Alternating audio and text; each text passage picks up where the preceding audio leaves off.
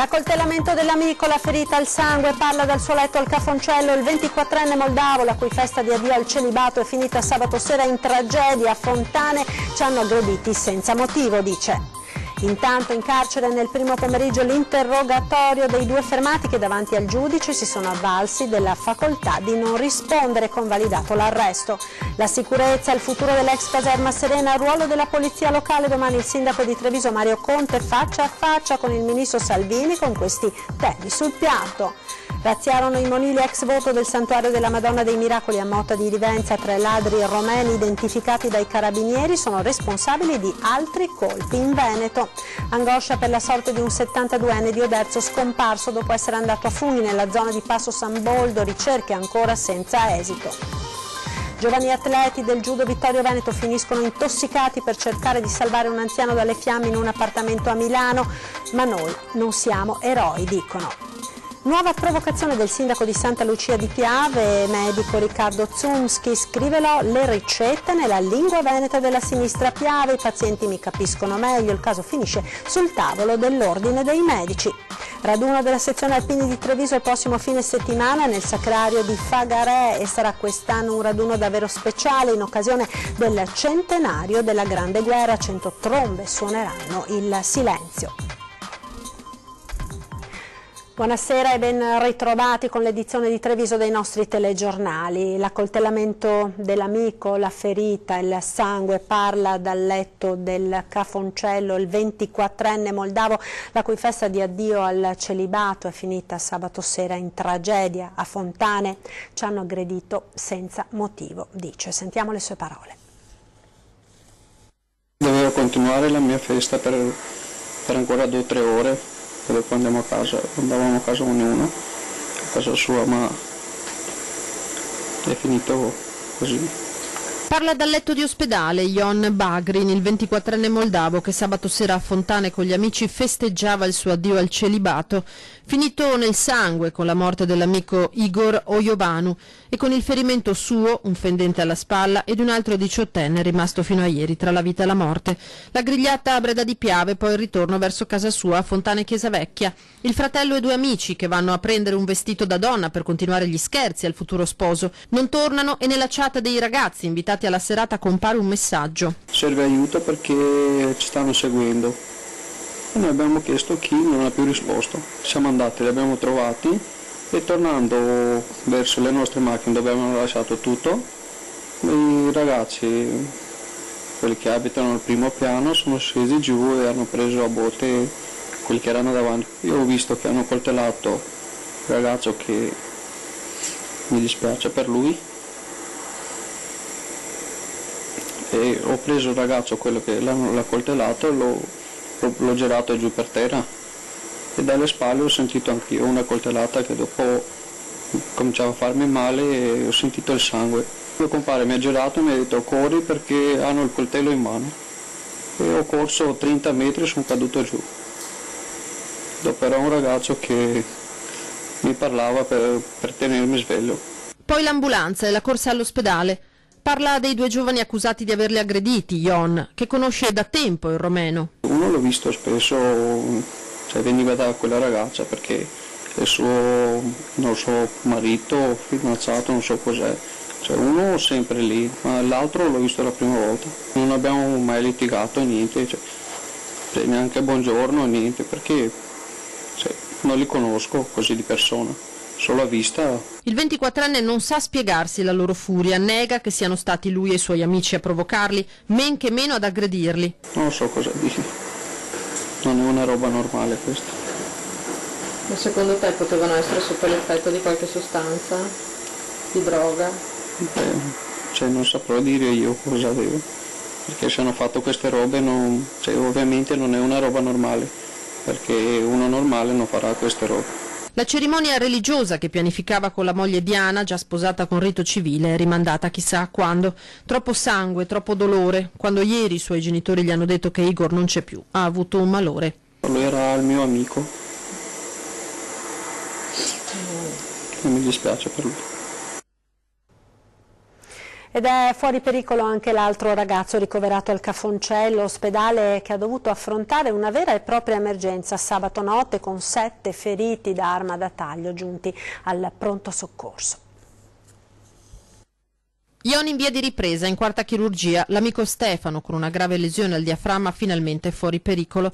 Dall'ospedale arrivano notizie confortanti anche sul secondo ragazzo gravemente ferito sabato notte a Fontane, sottoposto a 2 interventi chirurgici in meno di 48 ore. Anche l'altro ferito sta migliorando, oggi era previsto il suo trasferimento in chirurgia ma è stato rimandato di un giorno perché le sue condizioni comunque rimangono ancora riservate, perché ha riportato delle ferite molto serie, molto importanti. Possiamo dire che è fuori pericolo di vita. Ospedale di Treviso che oltre all'attività ordinaria ha dovuto affrontare una situazione di emergenza sabato notte. A Fontane sono state inviate 4 ambulanze, 7 i feriti arrivati complessivamente in pronto soccorso, momenti concitati come ricorda la dirigente reperibile quella sera. Siamo stati allertati, io e il collega coordinatore della direzione, e quindi ci siamo subito attivati per cercare di rispondere quanto più possibile nel modo migliore all'emergenza che si stava facendo avanti. C'è stato un grande spirito di squadra, tutto il personale medico, infermieristico, sanitario ha subito risposto, in primis il personale del pronto soccorso,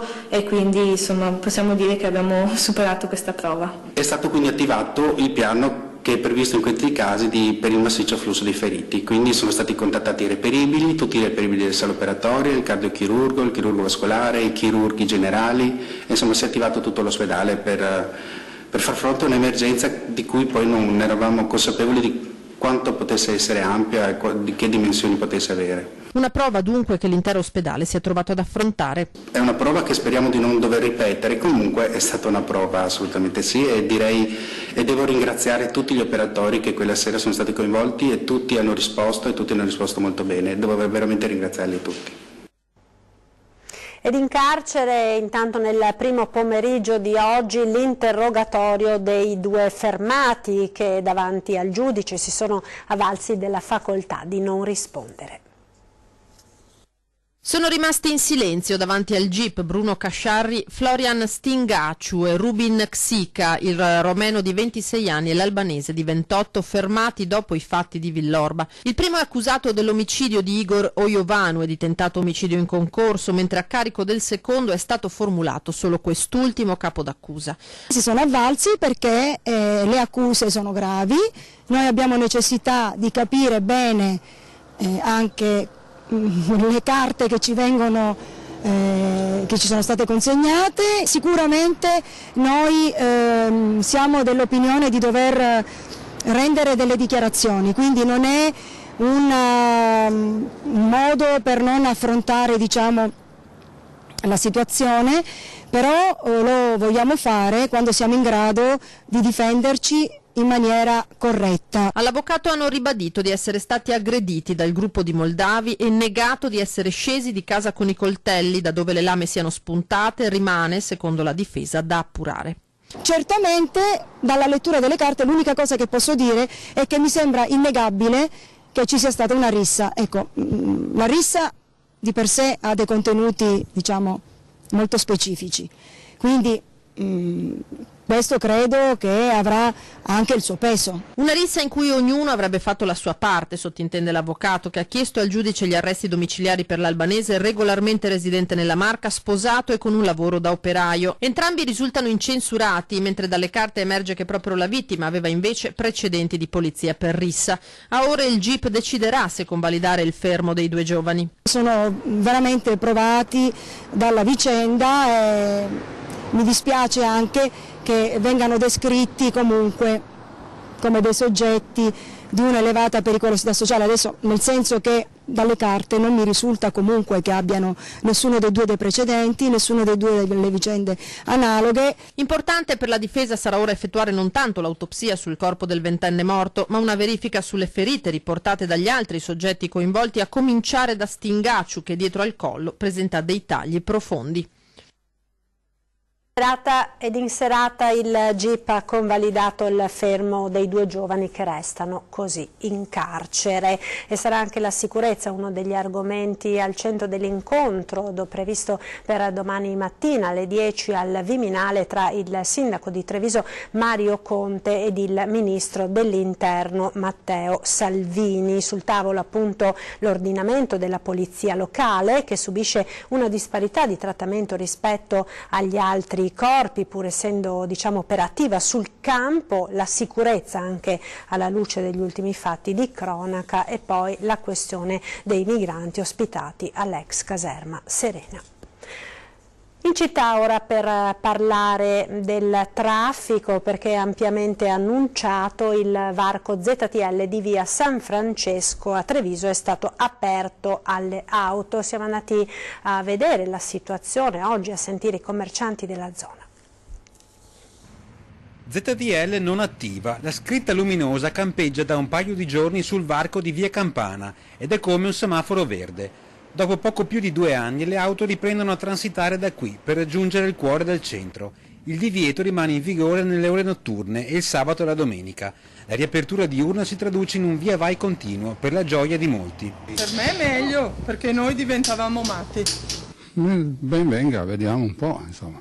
Meglio perché così c'è qualche commerciante, c'è qualche cliente in più, diciamo, come prima, perché prima era proprio morto. Contenti perché, ripeto, in un secondo si accede, si può fermarsi un minuto, si fa quello che e poi se ne ha. Tutto facile sembrerebbe, ma basta proseguire un po' lungo via Campana per raccogliere i primi distinguo. Sinceramente io lavoro qui e abito qui e non cambia niente rispetto a prima, perché comunque sono sempre passate le macchine, solo che prima prendevano la multa, adesso non la prendono, però non è cambiato niente. Se l'amministrazione è convinta che riaprendo il traffico si riattivi il commercio, che riapra anche le altre. Il nodo principale è rappresentato dai posti auto, perché non è tanto il semplice transito a creare disagi, quanto la possibilità di parcheggiare, aumentata con la conversione di alcuni stalli carico-scarico in posti liberi a tempo da 20 minuti, come si vede qui dalla vernice bianca sovrapposta a quella gialla.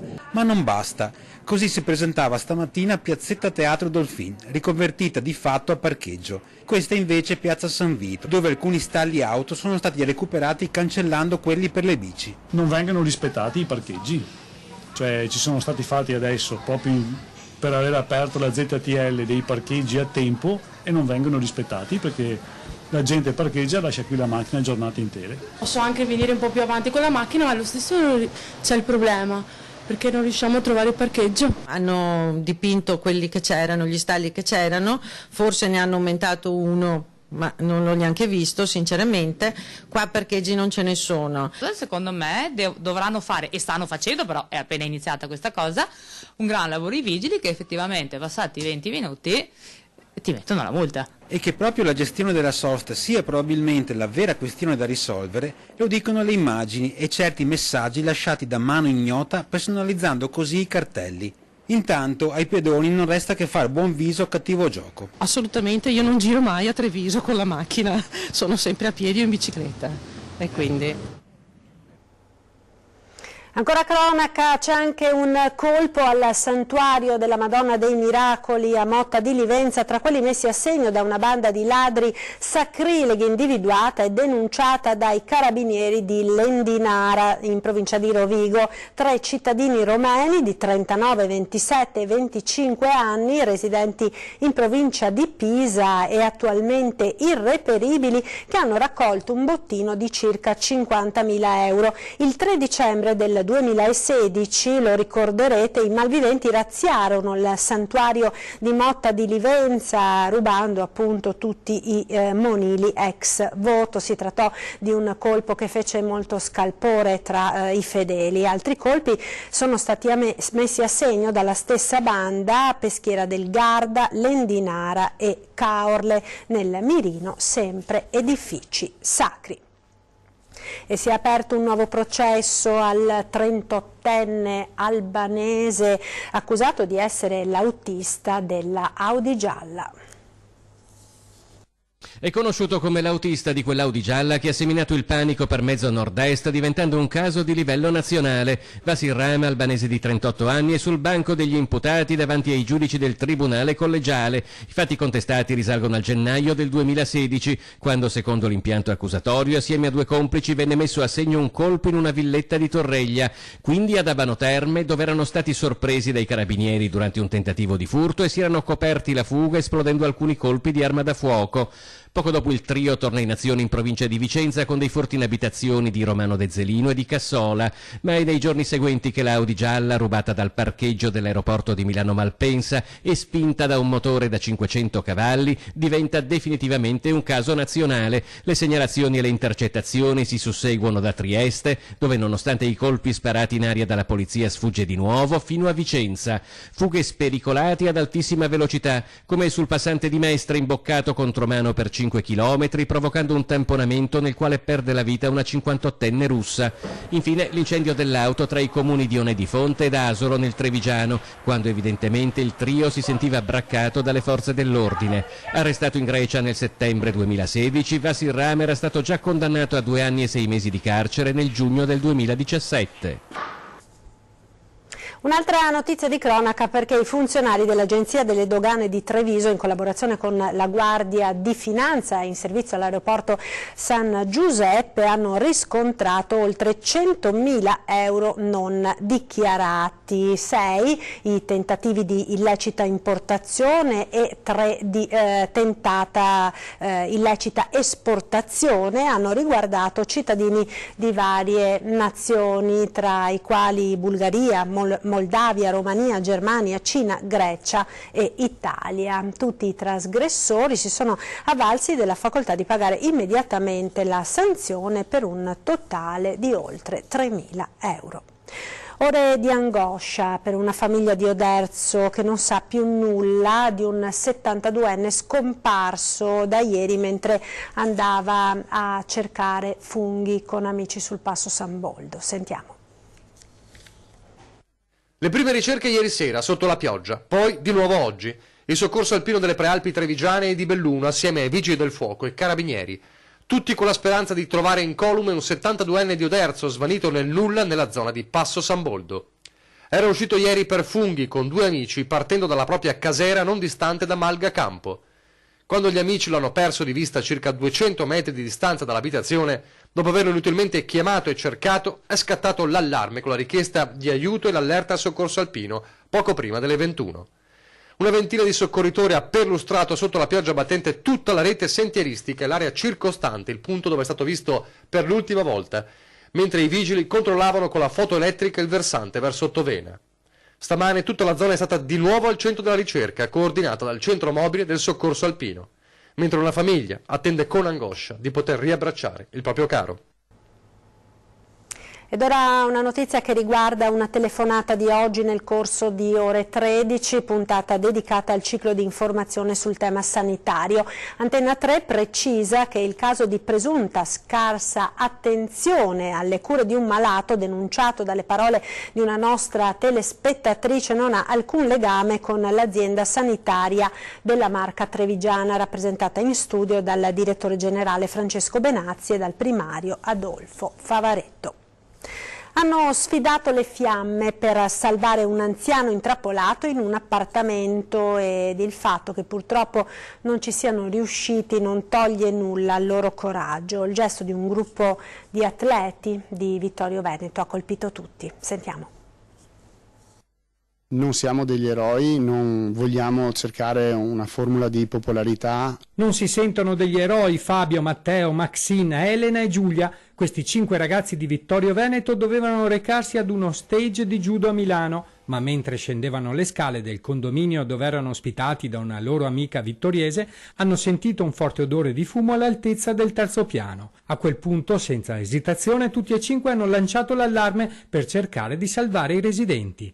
Attimi di paura che i ragazzi di Vittorio Veneto hanno saputo gestire senza lasciarsi perdere d'animo. Sì, abbiamo deciso, siccome c'era stato detto proprio che c'era una persona dentro che non poteva uscire in maniera autonoma, era un disabile, abbiamo deciso proprio di entrare e sfondare la porta. Fabio Tonone, istruttore di judo, e Matteo Paier hanno abbattuto a spallate una porta blindata per cercare di salvare un disabile che non dava segni di vita all'interno dell'appartamento. Un vicino aveva detto: c'è una persona lì dentro, abita, è un disabile in carrozzina, non può uscire in maniera autonoma e se l'incendio è lì dentro probabilmente è svenuto. Una volta battuta la porta a spallate si sono accorti che per l'uomo non c'era più niente da fare. Maxine, Elena e Giulia sono comunque riuscite con il loro allarme a fare uscire le persone da casa prima dell'arrivo dei vigili del fuoco. Sì, io vorrei appunto dire alla famiglia che siamo estremamente vicini per la perdita del signor Rossi, che avremmo voluto fare molto di più, tutti e 5. Fabio e Matteo sono rimasti leggermente intossicati per colpa del fumo.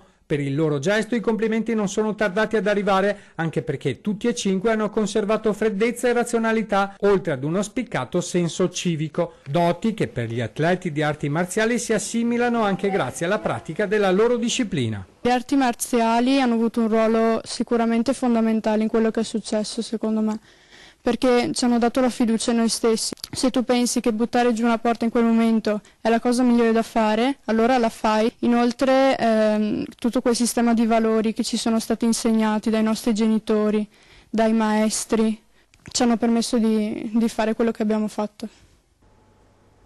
Ed ora la pubblicità, ci rivediamo tra pochissimo.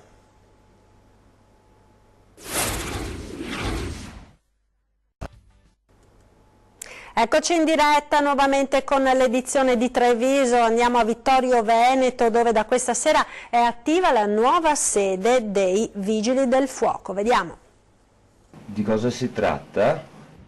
La sede dei Vigili del Fuoco di Vittorio Veneto ritorna in città. Sono trascorsi 13 anni dal 2 luglio 2005, quando il distaccamento dei Vigili del Fuoco di Vittorio Veneto si trasferì dalla sede della Comunità Montana di via Vittorio Emanuele ai locali della Società Autostrade nella frazione di Nove. Una sede piccola e lontana a quasi un quarto d'ora dal centro vittoriese. Con la nuova sede di via Pascoli, operativa dalle 20 di questa sera, i vantaggi saranno molteplici. Sì, questa sera alle ore 20 prenderemo servizio qui in via Pascoli e H24 verrà garantito il soccorso tecnico urgente alla comunità vittoriese e a tutti i comuni del comprensorio del distaccamento di Vittorio Veneto. Per il trasferimento nella nuova sede anche il sindaco di Vittorio Veneto Roberto Tonon ha espresso grande soddisfazione. Abbiamo di nuovo in centro città un distaccamento direi coi fiocchi, perché la nuova struttura è davvero straordinariamente accogliente per questa importantissima funzione che hanno i Vigili del Fuoco. E in città ci si sente anche più sicuri? Indubbiamente, perché avere un distaccamento davvero posto in un luogo facilmente raggiungibile e dal quale è facilmente raggiungibile quasi qualsiasi ambito della città e del comprensorio fa sentire i cittadini sicuramente più garantiti nella loro sicurezza. A data ancora da definirsi sarà prevista l'inaugurazione ufficiale della sede alla presenza delle diverse autorità oltre che dei vertici del Corpo Nazionale dei Vigili del Fuoco. Il medico di base e sindaco di Santa Lucia di Piave, Riccardo Zumski, ha annunciato attraverso i social network che scriverà le prescrizioni per i suoi 1500 assistiti in lingua veneta della sinistra Piave. Lo ha precisato lo stesso Zumski, spiegando che la maggior parte dei pazienti comprende meglio la lingua madre e che comunque il nome del farmaco con il principio attivo sono correttamente formulati in italiano. Secondo il professionista non esisterebbe alcuna norma che impone ad un medico di annotare le proprie indicazioni in lingua italiana e che l'unico obbligo è quello di farsi capire correttamente dal paziente. Il caso sarà affrontato nel prossimo Consiglio dell'Ordine dei Medici di Treviso, lo ha annunciato il presidente Luigi Guarini. Noi vigiliamo sulla deontologia a tutela della salute del cittadino, ha spiegato. La notizia di oggi non ci dà conto di eventuali danni patiti dagli assistiti a causa di questa iniziativa e dunque non abbiamo motivo motivo di intervenire qualora fossero segnalati problemi di comunicazione sia con i pazienti sia con i farmacisti. Allora dovremo discuterne più in profondità. Queste le dichiarazioni del Presidente dell'Ordine dei Medici. Ed ora parliamo di alpini, perché il raduno sezionale degli alpini di Treviso si terrà quest'anno, il prossimo fine settimana, nel sacrario di Fagarè della Battaglia, e sarà un raduno davvero speciale. Sentiamo.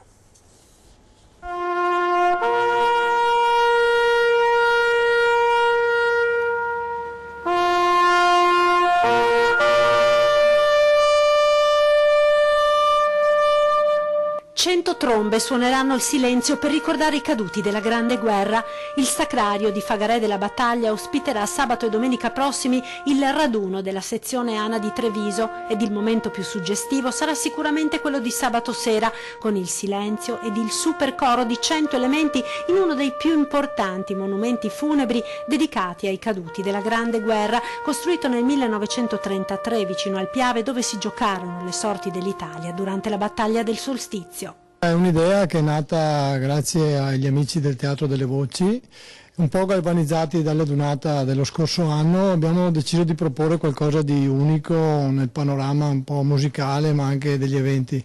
100 trombe che insieme suonano il silenzio. Un raduno speciale, quello del 2018, per la sezione alpini di Treviso, che si articolerà in un fine settimana di eventi nel sacrario di Fagarè. Cominciamo il mattino del sabato con le scuole, con l'onore alla bandiera, l'onore ai caduti all'interno del sacrario di Fagarè. La sera con un grande spettacolo emotivo all'interno sempre del sacrario, la domenica la classica sfilata con gli onori dovuti.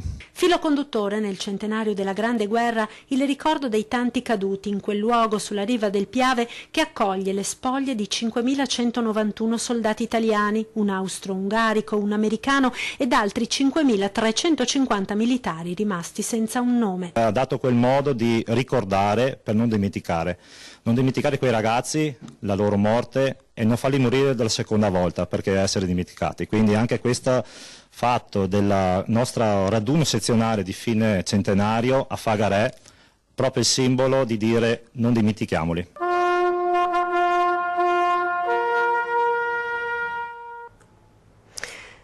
Oggi 2 ottobre si celebra la festa dei nonni. I nostri nipotini ci hanno mandato un bellissimo messaggio e quindi ci siamo svegliati bene.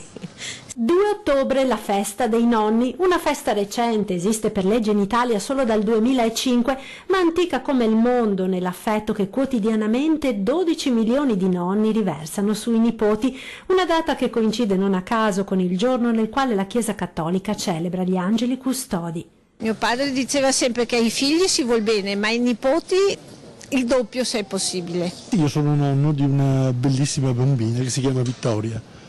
Hai fatto gli auguri? Questa mattina di buon'ora. La figura del nonno sì, è sempre stata importante, perché ci hanno insegnato a vivere. Amore incondizionato, scuola di vita, memoria storica della famiglia, ma anche insostituibile strumento di welfare in una società che offre ancora troppo poco aiuto ai genitori che lavorano. Sono importantissimi comunque nella gestione dei bambini e per tutto, insomma. Sono gli angeli custodi veramente. Io lavoro 4 pomeriggi alla settimana con i miei nipoti. Quando tornano da scuola, pur avendo un aiuto, mia figlia deve appoggiarsi a me, quindi io ormai sono in pensione perché ho una certa età e quindi i miei nipotini, però abbiamo un feeling meraviglioso, bello. Uno sguardo alla programmazione, tra pochissimo torna a 20:10, questa sera è una puntata davvero da non perdere. Ospite nei nostri studi Giampaolo Manca, ex esponente di spicco della Mala del Brenta, il suo racconto di redenzione nel libro All'inferno e ritorno tra pochissimo, dunque l'intervista in esclusiva. E poi il grande calcio su Antenna 3, perché torna la Champions League in TV con qui studi studio a voi Stadio, l'attesissimo programma coinvolgente appuntamento di informazione sportiva che torna questa sera su Antenna 3, quindi dopo 20:10 l'edizione flash del TG del Veneto, il miglior calcio europeo torna in televisione con i commenti delle partite, le emozioni, l'entusiasmo dei tifosi e le immancabili polemiche. In studio, nella popolare trasmissione, tantissimi ospiti con cronaca e commenti dei più importanti avvenimenti calcistici della settimana. Ed è tutto per questa edizione, vi ringrazio per essere stati con noi, vi lascio come sempre alle previsioni del tempo. Arrivederci.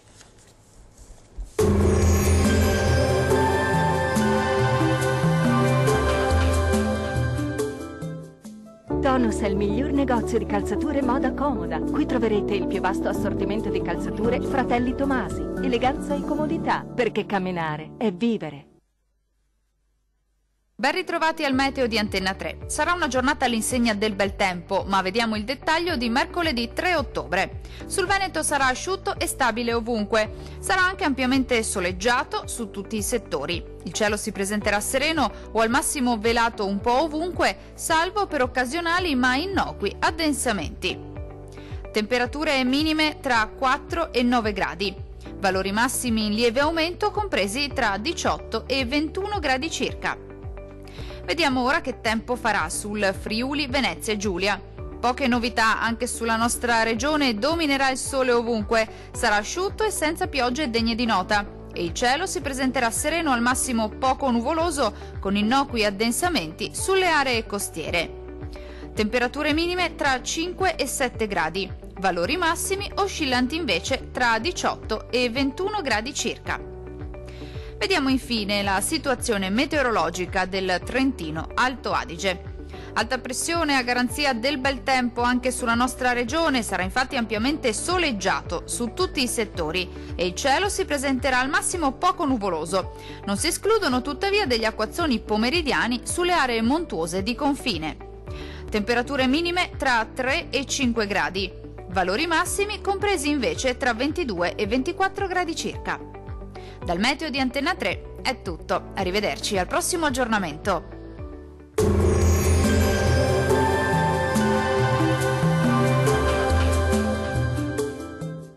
Tonus è il miglior negozio di calzature moda comoda. Qui troverete il più vasto assortimento di calzature Fratelli Tomasi, eleganza e comodità, perché camminare è vivere.